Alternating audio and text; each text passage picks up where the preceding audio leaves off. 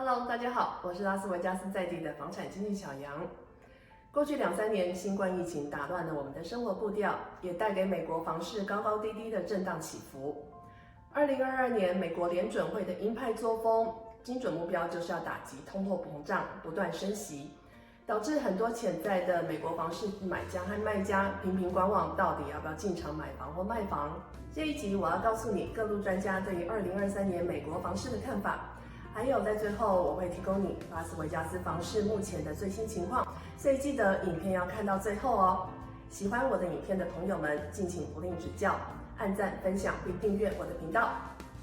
美国联准会为了打击因俄乌战争、新冠疫情、中美贸易战等国际事件所引发的高通货膨胀率，从2022年第2季结束前开始采取激进升息的步伐，导致房贷利率一直攀升。根据房地美的统计，2022年下半年最高的30年期固定房贷利率平均为7.08%，与新冠疫情期间最低的利率2.65%相比，差了很多，所以让很多原本预计想要进场买房的人却不裹足不前，导致2022年下半年的房市热度瞬间降温。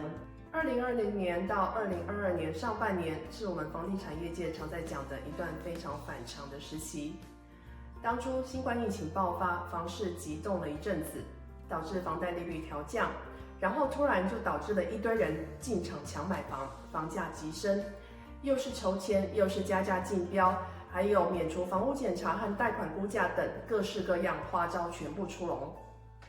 看到美国房市热度爆表，一窝蜂的，不管是新闻媒体、YouTuber 或是评论分析师等，都频频跳出来警告美国房市泡沫即将来临，2008年的房市风暴又即将卷土重来。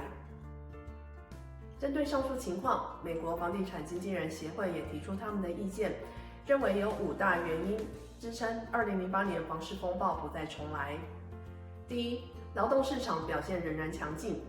在2008年的房市风暴中，一年中有800万份的工作消失。虽然说现在科技业和房贷业的裁员正在发生，但是累积的总数尚未达到工作数量净损的状态。第二，高风险的贷款少。次级贷款在2008年房市风暴中很普遍，但现在几乎不存在。现在申请贷款的标准是越来越严格了。第三，房产存货量短缺。在2008年房市风暴之前，全美新房建设数量是1年765万间，现在1年只有460万间。房产市场均衡中立的存货量是6个月，现在全美的存货量只有3.3个月。第四，房贷持付率低。在2008年的时候，房贷持付率大约为10%，现在的房贷持付率为3.6%，为历史新低。第五，特别低的房子拍卖率。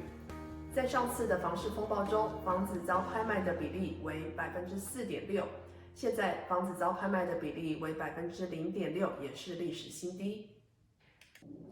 我想大家接下来最关心的议题就是2023年的房市走向了，我就直接以下面3张图切入重点。第一张图是美国各个主流机构对于2023年房贷利率的预测，从左至右依序是房地美、房利美、贷款银行协会和美国经纪人协会。从联准会在2022年12月发表的谈话内容显示，他们认为美国目前的通货膨胀率还是很高，所以近期仍会努力打击通膨，不排除延续升息的步伐。但是如果通膨降下来了，预计这会反映在房贷利率上面，进而下调。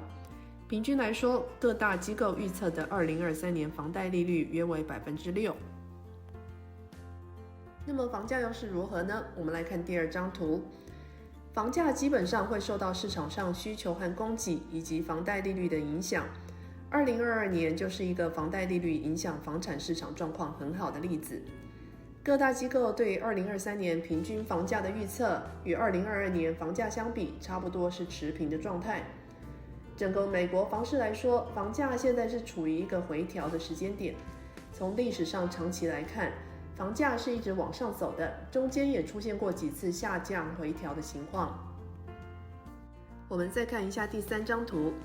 这张图是美国房地产经纪人协会在2022年12月所发布的资料，呈现过去数年来房价的统计，以及对于2023年甚至是2024年的房价预估。美国房地产经纪人协会认为，2023年是个房市回归到正常状态的调整时期，房价与2022年差不多，2024年的房价预计就会缓步上升了。最后为大家整理一下拉斯维加斯的房市概况。根据拉斯维加斯房地产经纪人协会的统计数据，2022年11月的独立屋房价中位数为43万990美元，比10月份的房价下降了2%。11月份的 condo 和联排屋 townhouse 的房价中位数为26万美元，比10月份的房价下降了2.3%。现在拉斯维加斯的房价比起房价最高峰的时候，大约下降了8%到10%。现在我们观察到，在市场上比较多数在买房的人，一个是现金买家，另外一个是第一次买房的人。第一次买房的人很多都是采取了 FHA 贷款，或是头期款5%到10%的30年期固定房贷。现在很多贷款银行和公司推出了各式各样不同的贷款商品，比如说现在的房贷利率很高，你可以选择美低第一年和第2年的房贷利率。美国政府还有一些贷款公司也提供了头期款的补助方案，不过当然这也要通过他们的审核。另外，卖方除了降价之外，也愿意提供补贴金额，这些补贴金额买方就可以用在买低房贷利率，或是用在过户费用上面。我们现在就以购买一间40万元的房子举例试算一下，如果我们的头期款放20%，然后我们以现在的房贷利率大约是6.5%来估算，每个月的房贷金额为2450元。如果我们以房贷利率5%来估算的话，每个月的房贷金额大概是2150元。如果我们是用升息之前的房贷利率3.5%来计算的话，每个月的房贷金额大约是1850元。以上这些数字是从网络上的房贷试算表计算出来的，确切的金额还是要以每个人的信用状况和还款能力而定，所以还是要建议大家要跟专业的贷款人员咨询。所以房贷利率在6.5%和3.5%的时候，两者的房贷金额差距大约是600元。现在请各位回想一下，2020年和2021年房贷利率在低点的时候，很多人抢进市场买房，是2万元、5万元，甚至是更高的价格加价买进，还不一定抢得到房子。综合上述各项情况，你觉得现在是不是买房的好时机呢？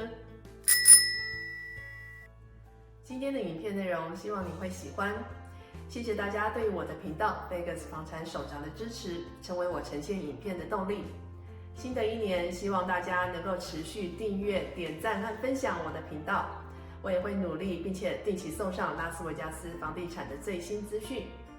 如果你对拉斯维加斯房地产买卖和投资有任何的问题，欢迎随时与我联系，或是直接留言给我。我是小杨，我们下次见喽，拜拜。